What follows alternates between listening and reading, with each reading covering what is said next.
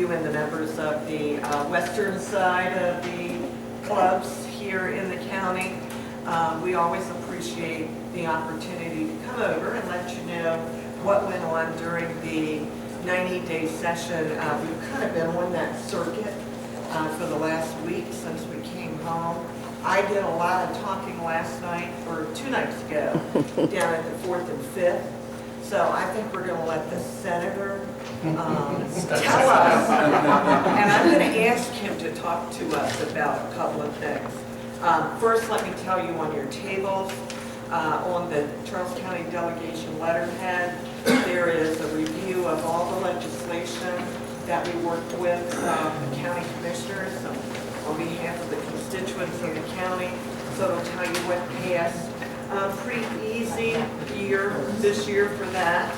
And but we did have a number of key issues, and you know, certainly one of the big ones that Mac worked with a lot in Senate Finance was the minimum wage. And I'd really like him to tell you about it. And if he doesn't tell you everything that went on, there's one piece that I will tell you about.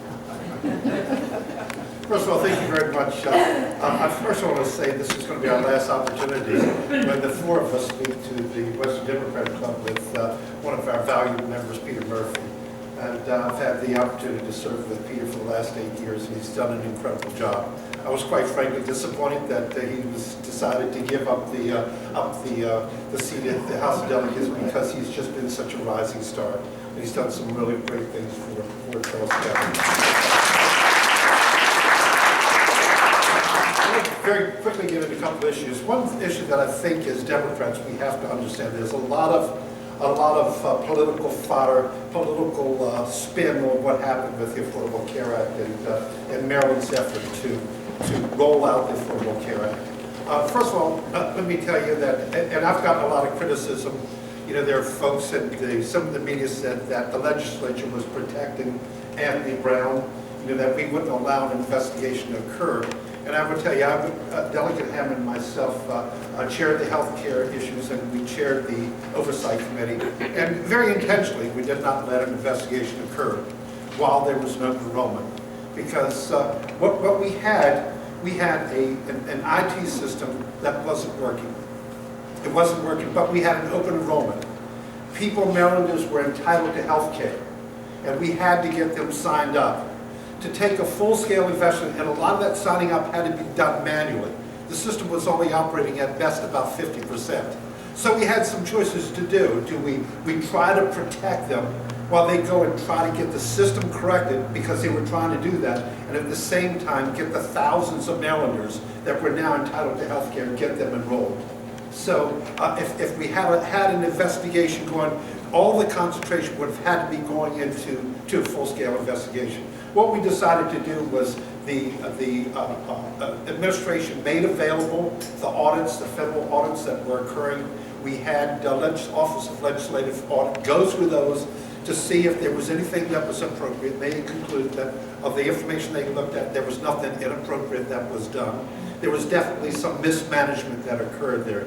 But we made the decision we wanted to get people enrolled. And once that's finished, there is an investigation with the Inspector Generals at the federal level that's going on. And we have legislative audit that's also doing a fiscal audit as well as a performance audit. But we made the decision the most important thing is put the politics aside and give people the entitlement that they have and get them enrolled into the Affordable Care Act. We spent a lot of time in my committee on the minimum wage. And I said right at the beginning, I support raising the minimum wage to $10.10, and all of our Charles County delegation supported raising the minimum wage to $10.10. You know, the concern that I had, and one of the testimony that came before our committee, was the whole situation with our direct care workers that take care of a very vulnerable, developmentally disabled population. And I don't think that there's probably a person here that doesn't have a family member or knows someone that has that is developmentally disabled. But if you look at the salaries that we pay them a little bit above minimum wage.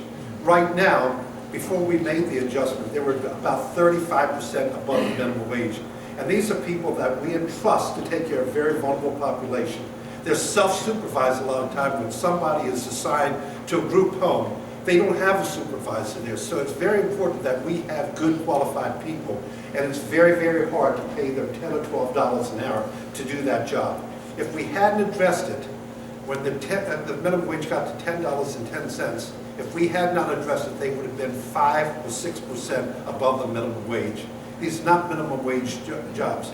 I work very closely with the governor, and there's a lot of stuff that's half-truths that was reported in the paper. The governor and I worked very collaboratively on that issue.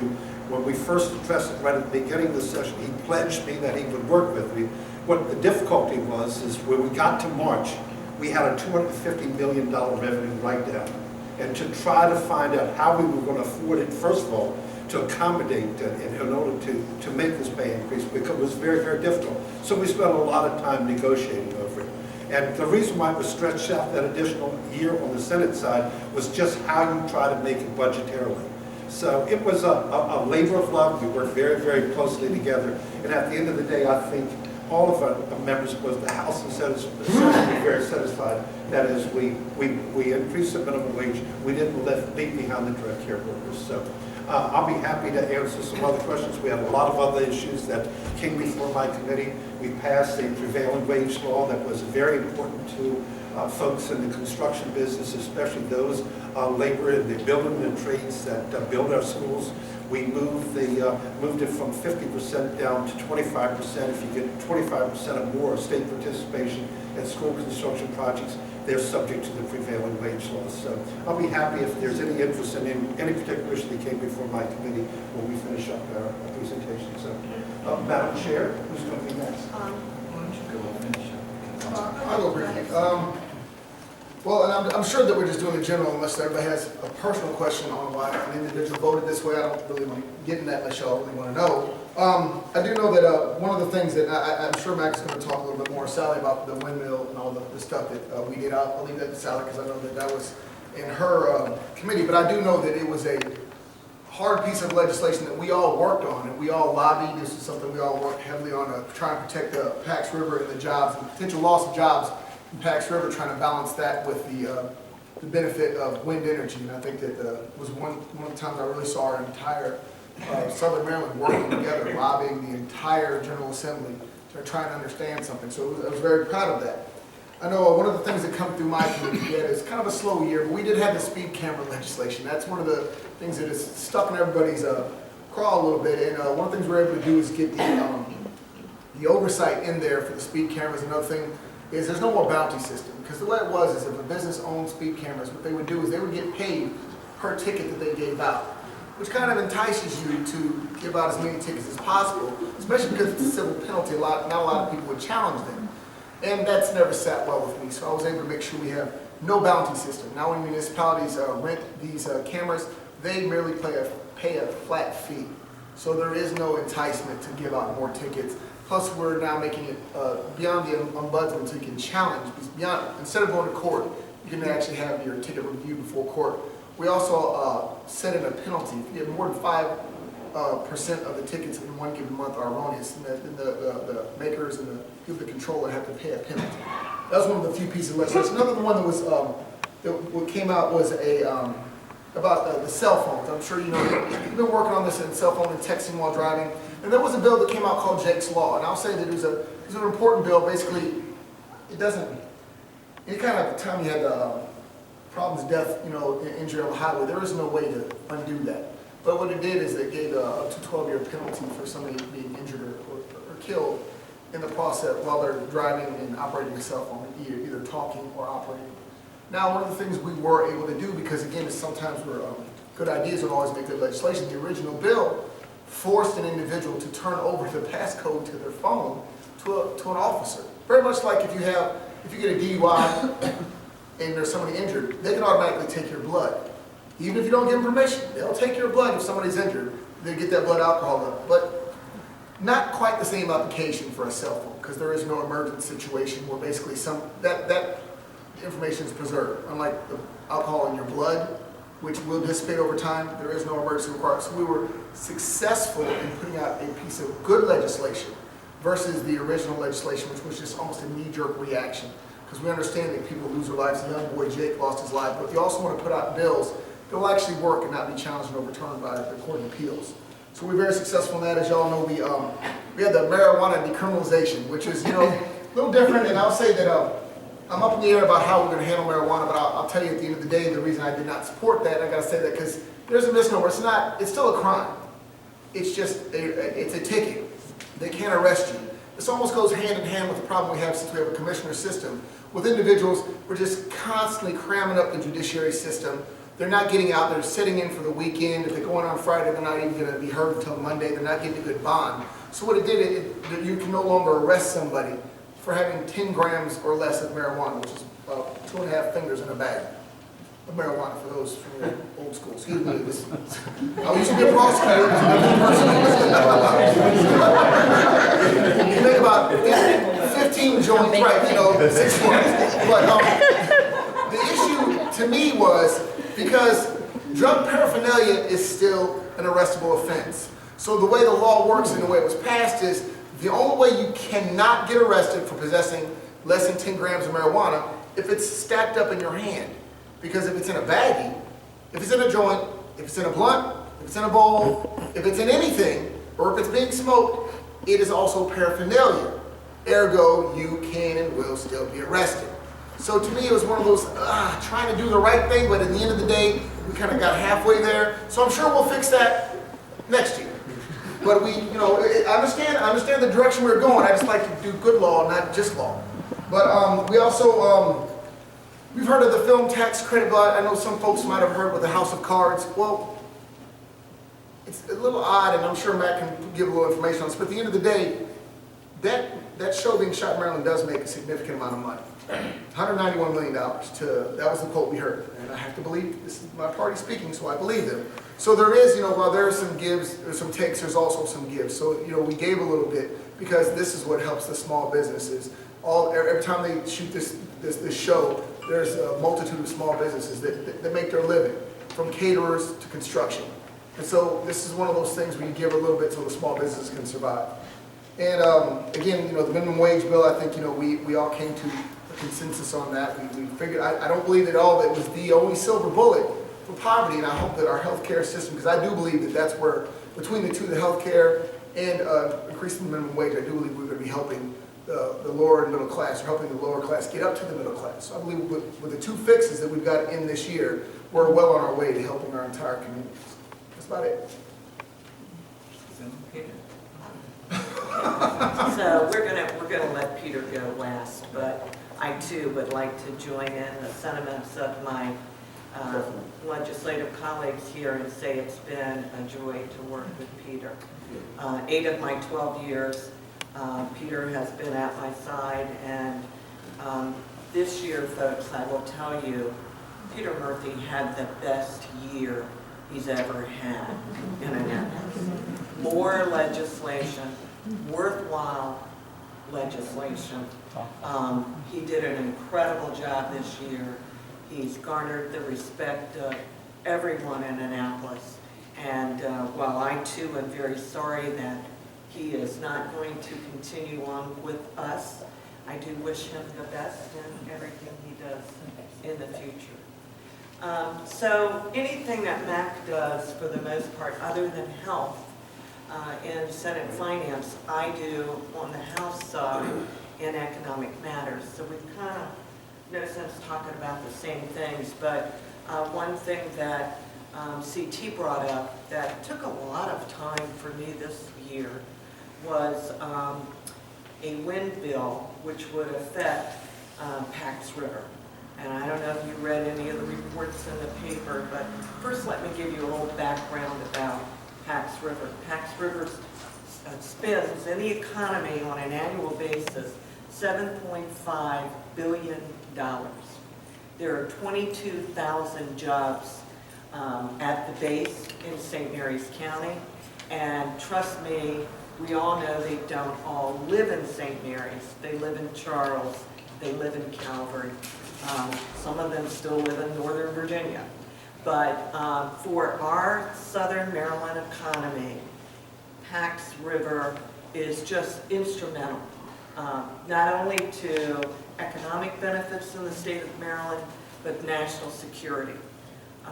We've learned a lot over the years as legislators about the various missions that go on, not just at PAX, but also at Indian Head. But at PAX River, there are missions that occur that keep us safe, keep our war fighters safe. And we would just, we would not be in the same country here if we didn't have a facility like PAX River doing certain things to ensure our national security. We all know that they are the eyes looking out over the water, looking out over the country, and the reason they can do that, of course, is by a fantastic system called the ATOMS test range. And on the range, this is a particular highly specialized Doppler radar system that detects certain items. And one of the things that interfere with the ability for the Doppler radar to do its job is windmills. They stick up. If the Doppler is spreading out this way, it hits that windmill sticking up, and it gets all confused, has no idea what it is. In fact, some of the tests that have been done make it appear that if they look at a windmill out across the bay, what happens, or out across the ocean, it basically looks like a ship or an airplane. So there was a project down on the Eastern Shore that would have initially started with 25 windmills. Now, I can assure you that we as legislators, we care about our environment. We care about emissions that are going into the air. I've worked extremely hard on renewables. I know Matt has on his committee. We've all been supportive. So it was a little hard for us to accept that there were people who were more concerned about there being a few windmills on the Eastern Shore, which would put out about, if they were 4 or 5 megawatt turbines, it would be about 100 megawatts, which is not even a third of a peaking plant, peaking gas plant. It would be 1/8 of one turbine, nuclear turbine at Calvert Cliffs. So we're talking a very small amount of energy, a very limited amount of emissions that would be, not being generated. So, but it would stop us from having, being able to complete the missions at PAX River. So it was quite an undertaking. We understand environmentalists would like us to ensure that their agenda is moving forward. We'd like to see that too. But we also have to understand that $7.5 billion spinning annually throughout the state of Maryland is a big deal.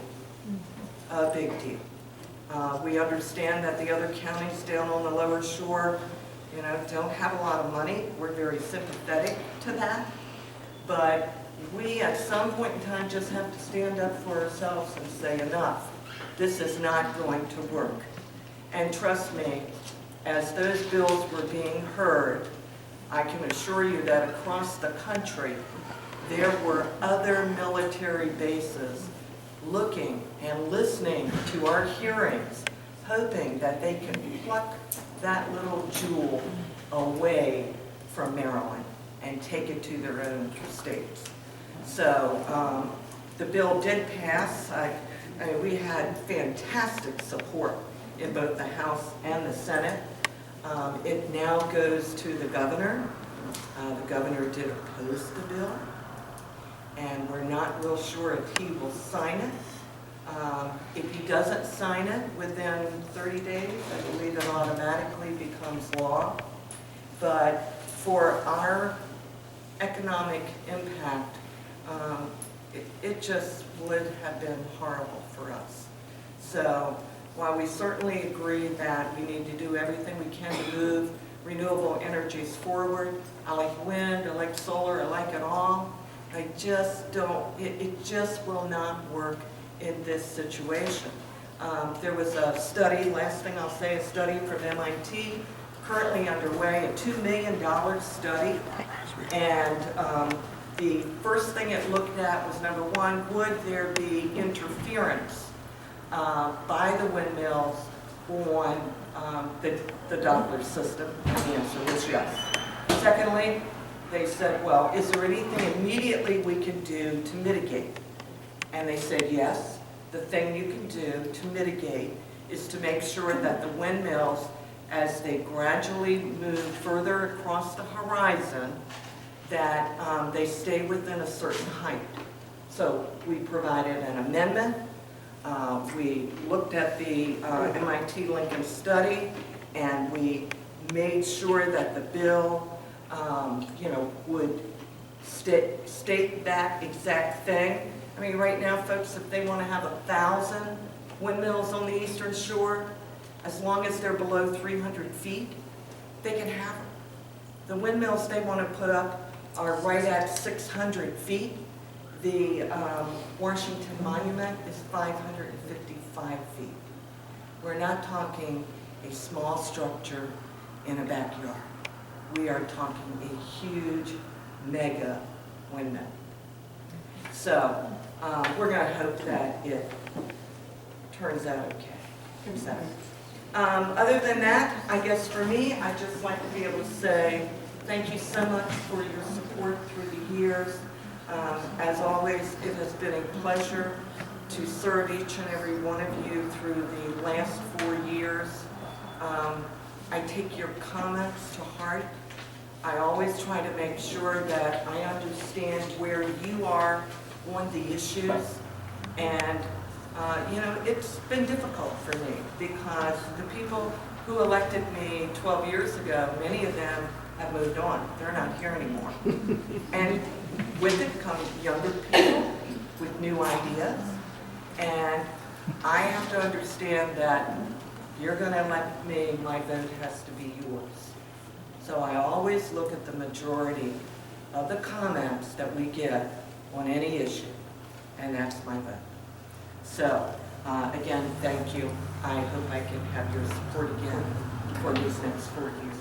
And I'm sorry, before Peter goes, I just want to say, because Peter's my seatmate, he sits to my right, and I didn't get to, formally thank him. I didn't threaten to speak for him if he didn't stand up. Let me tell you this. So it's sine die, and we're trying to kill some time. And so every once in a while the speaker would say, if there's anybody that's not coming back and you'd like to get up and say a few words, now's the time to do it. And this went on all day. And people would say to me, are you going to speak? And you can see, I'm not typically the one to do that. And I kept saying, no, they can do it. So it was going on. And a very dear friend of mine had been right in front of me, in front of us. And she was talking and talking and talking.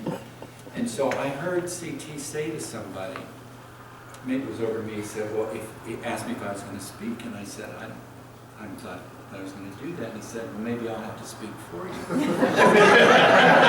So as soon as she stopped, I jumped up. And I said, that I had not intended to speak, but that I heard that my seatmate to my left might speak on my behalf, and so I said, so out of an act of kindness, I decided to get up and speak. And so, maybe that's how that happened, but it was very free. But the thing is, and Peter knows I'm not afraid to jump up and speak, so I'm glad he did, because I wouldn't have gotten up for him. But I say that, one of the things that I've enjoyed is the diversity of thought. And I think that Peter brings that, because one thing that I appreciate is we don't have to agree, but as long as I know where he truly stands, and he knows where I truly stand, there's always going to be a middle ground that we can find. And as our county grows, we need that continued diversity of thought. We don't all have to see eye to eye, because that's how great things are created from different points of view. You close one eye, you run into everything. But you get great perception when you have both eyes open. And when we have the diversity that we have here, that's what I'm going to miss the most, is that we didn't see eye to eye. That we didn't agree, and then many times we sat there, sometimes in total silence for weeks at a time, but other times talking back and forth, like, well, why are you doing this? Well, why is this? And it's not that we always change each other's mind, but enlightening each other, because to me that was the most valuable thing that I think Peter brought, and representing Southern Maryland in an entirely different way. And you know, I think I was very proud that this is my first 4 years, but to be a part of this extraordinarily diverse team, that when people think Southern Maryland or Charles County, they think the country. I'm like, well, you can't really call us the country.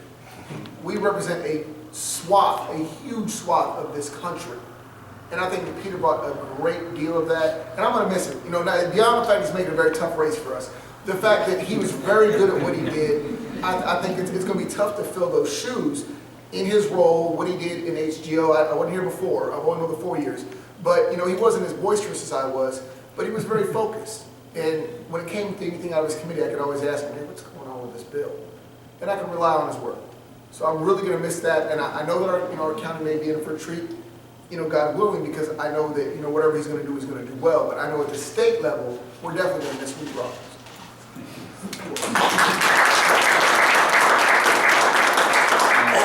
I certainly didn't expect any of that, and that's all very nice. I do appreciate that, but it is, I will just say that it has been and I'll talk a bit more about that very briefly, but CT's right, there's been a really nice exchange of thought here, and one of the things that there's real advantage is that we all sat on different committees.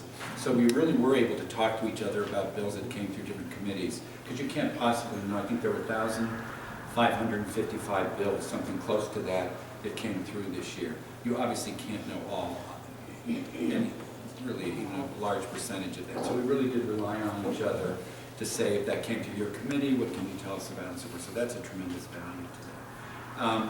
The last 4 years that I have been in office, I was on Healthy Government Operations. The first 4 years was on Ways and Means, which were the tax bills and the gaming bills and all those types of things. It was great. Part of education, we did some transportation, and we passed a lot of very important legislation in those, through that committee. The last 4 years, as I mentioned, have been Health and Government Operations. And Mac talked about the health exchange. A lot of those bills obviously came through that committee. And so we got really a good sense of what that's all about. I believe very strongly in the health exchange and what Maryland is doing. And I understand that we got off to a rough start. And it made it difficult for people. We did get, I mean, I know I did, I imagine everybody heard, whether it was through email or on the street, that people were having difficulty signing up. But that happens. It's a huge project. But it's in the right direction. And more people are insured today that weren't insured before we get started on this. So I've always been very patient with the process, and we are certainly moving in that right direction. They've changed now. They've got a new vendor to make sure this happens better. So it's been really a privilege to have been in that committee at a time that we have really addressed that really important issue. This year, this past session, there were a couple things I just want to mention to you that I think are pretty important pieces of legislation that came to the committee. In the past, if you were taking chemotherapy, and you were taking your chemotherapy intravenously or by injection, the insurance companies treated you very differently than if you were taking it orally. In fact, it wasn't covered. And so we passed legislation that said, regardless of how you take that chemotherapy, the insurance companies cannot discriminate against you. You need that medication no matter which way you take it, and so we corrected that. The other thing, of course, that we did is the medical marijuana bill. And I believe that, to me, that's a bill of compassion. That when you hear the testimony of people who are suffering terribly, and many times they are sicker because they can't eat, or because they're throwing up, or they have no appetite because of the medications they're taking to treat the disease. But marijuana is one of the things for some people that really works to give them their appetite back and allows them to nourish their body so they can be stronger to fight the disease. So we had a bill last year, it didn't do the trick. We came back this year, and so we changed things a bit. Doctors aren't able to prescribe marijuana because it's illegal. They're able to, I believe, maybe the word is recommend, or something like that. Strongly suggest. But the point is, And I believe strongly in this. If we've got this, and we know for some people it works, I never believed it was up to us to say that you have to suffer and you have to go through this without access to this. So we did pass that, and I think that's an important piece of legislation. The other thing that we did that I think is important, particularly for a community like ours, is, and it relates to telemedicine. We don't have access to a lot of specialists in this area. And if you do, you've got to travel to that. So now it's changed so that we will be able, folks that are using, in some cases, telemedicine will be able to have the benefit of insurance covering some of that care. And that's very, very important, I think, to some of the folks, obviously in our area. We're lacking physicians, we're lacking access to them, transportation's an issue. So if we can start to accomplish that. And last year we had someone come in and testify, I think it's in Delaware, you can correct me because I know a lot of this comes through you, that there's a hospital and it's staffed 24 hours and you can actually communicate with that. The physician is able to look at a patient in another county, another jurisdiction. Calvin Memorial Hospital. And can do that. Virginia has Okay, and they can diagnose and they can treat that patient through, through technology. So it's wonderful stuff happening and coming this way. And so those are some of the highlights that happened this year. I did have a good year, just very briefly. We are now able in the state of Maryland to recognize our American Indians. And that the month of November is going to be American Indian Heritage Month. We know a year or so ago we passed Friday after Thanksgiving as a day to recognize our American Indians. But unfortunately, that's a commercial day. People shop that day. The kids aren't even in school that day. They have contributed so much to the state and for so long have been ignored and not recognized. And a couple of years ago, the governor, as you know, recognized the Piscataway. And now we'll be able to access more money and more funds. And I know that CT put a bill in to try and change with respect to the name. I'm excited now because Snyder has decided that he set up some kind of a foundation that he's going to help for Native folks, give to Native Americans and so. So I'm thinking, you ought to be giving that money to Maryland. They've got a stadium in Maryland, and he's our neighbor, and we ought to be going after him instead of, it's wonderful, he brought a front-end loader for a tribe out in South Dakota, North Dakota, and so, and that's all wonderful, and coats for children.